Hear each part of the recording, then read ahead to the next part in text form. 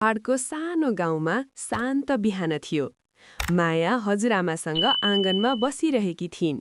हजुरआमाले भनिरहनु भएको थियो, साँचो शक्ति रिस होइन माया, धैर्य र दया हो।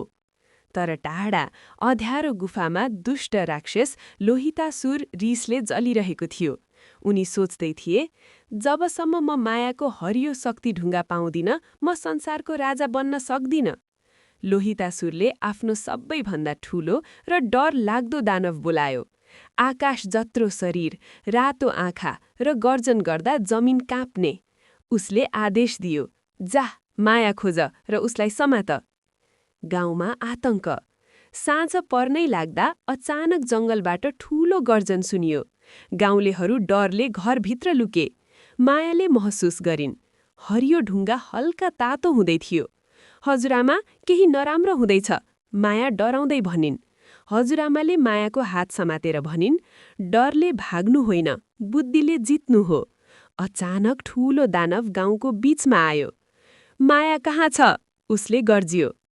शिकार सुरु। मायाले आफ्नो गाउँ बचाउन आफै बाहिर निस्कने निर्णय गरिन्। म यहाँ छु, उनले चिच्याइन्। दानवले उनलाई देख्यो र पछ्याउन थाल्यो।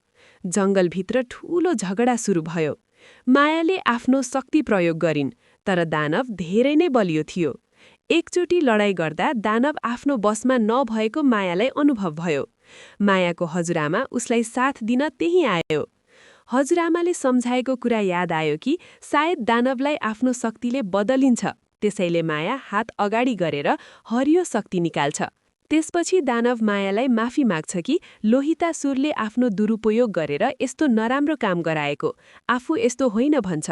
दानव आफ्नो घर फर्किन्छन्।